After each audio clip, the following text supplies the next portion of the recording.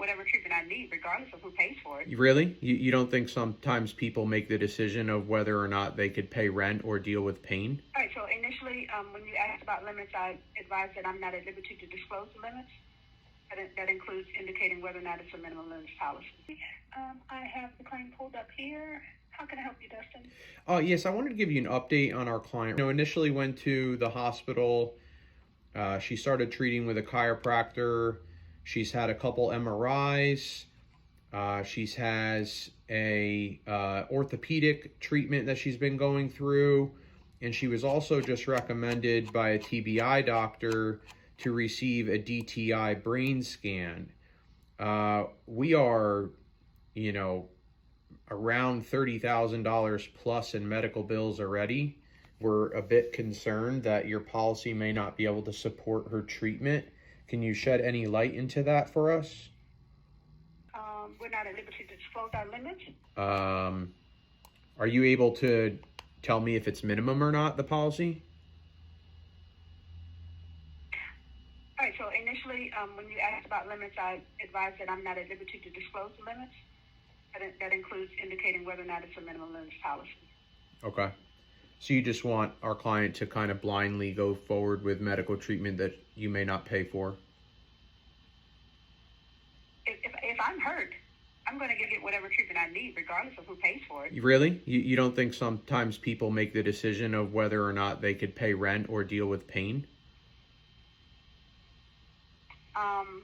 Again, I'm not speaking for all people. I said if you don't I think hurt, that some you don't I would have what if I need to get and better. and what if you needed to feed your children? Would you decide sorry Your phone sorry is cutting out.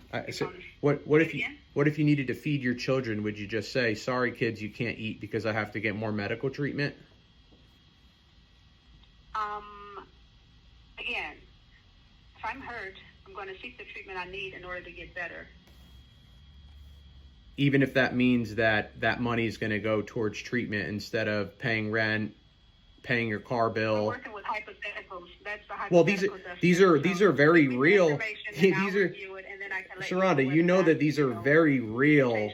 These are very real hypothetical scenarios. People are behind in rent. They need to pay their bills. They have car bills, phone bills, children, clothes, food, gas, and people that are going paycheck to paycheck already, and then they get into an accident, they're not able to work as much, now they're getting even further behind, and now they have to eventually get to a place where they say, am I going to spend a bunch more money on treatment, or do I just deal with the pain so that I could pay my rent? Like, that's a legitimate thing that a lot of car accident victims approach. That happens all the time. Absolutely. So that's a determination that they'll have to make. So in Texas, it is very difficult to get the policy limits information of the at-fault driver. There are middleman research companies out there that can do a little bit of investigative work and potentially find out what the limits are, but certain insurance companies, you can't always do it. Some of the research companies will be like, well, we could probably find out for this company, but we couldn't find out for that company. And nothing's set in stone. They never say that 100% these are the limits. So a lot of times you've got to just have a conversation with the adjuster. I've been doing this for 14 years. I've gotten the limits on Texas claims and many other state claims plenty of times. The adjuster will say something like, well, they're not minimum, or, well, they're at least six figures. They won't tell you the exact limits unless they have permission from their insured to release it, but sometimes you could read between the lines. As you heard in the conversation there, I was doing the best that I could to present real information. I wasn't making things up. Everything that I said about people being involved in accidents and then getting into a position where they can't pay for bills. And then they have to make a decision of, like, do I just live in pain or do I feed my kids? Do I just live in pain or do I pay my rent? It is a very legitimate thing that many, many people across the entire world go through. Whether it's an accident or not, they make the decision of, should I just deal with pain or should I go spend money to get treatment? It's not an easy decision to make depending on where you're currently at in your life. So other than getting a middleman research company involved, and other than getting the insurance company to just tell you what their limits are, Sometimes their insured tells them ahead of time that it's okay to release the limit. So you ask and they tell you and you're like, oh, I found out what the limits are. And it's like, well, it was already decided before you even called that if you asked for it, they were going to tell you because their insured already gave them permission. The last part of this is you could just send a demanding policy limits. And they may respond back and say, okay, here's our policy limits, which is $30,000 in Texas. Or they may respond back and say, no, we can't give you limits, but we can give you an offer of $40,000. Well, now you know that's not minimum limits. Maybe they give you an offer of $90,000. Well, now you know that it's not 30 or 50 and it could be 100. So there's certain ways that you could potentially find out.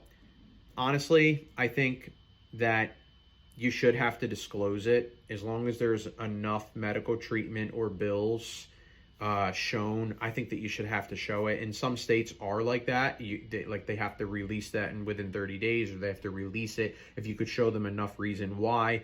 But some states are not like that. They make it cagey and they make it difficult. So now the client has to make a decision of, should I continue to get medical treatment that I need with running the risk that I may end up owing money in bills and not walk away with a dime in my pocket?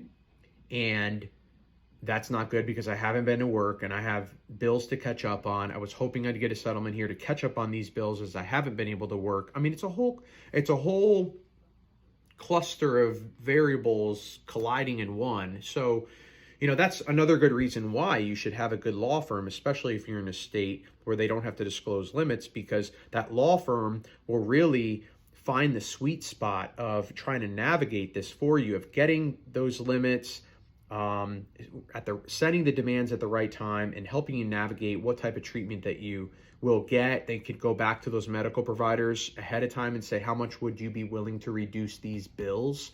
Because then you'll know even then how much the bills really are going to be. So a lot of different variables. Hope this video has been educational for you. If you'd like a free case evaluation, feel free to reach out anytime. 832-925-2030.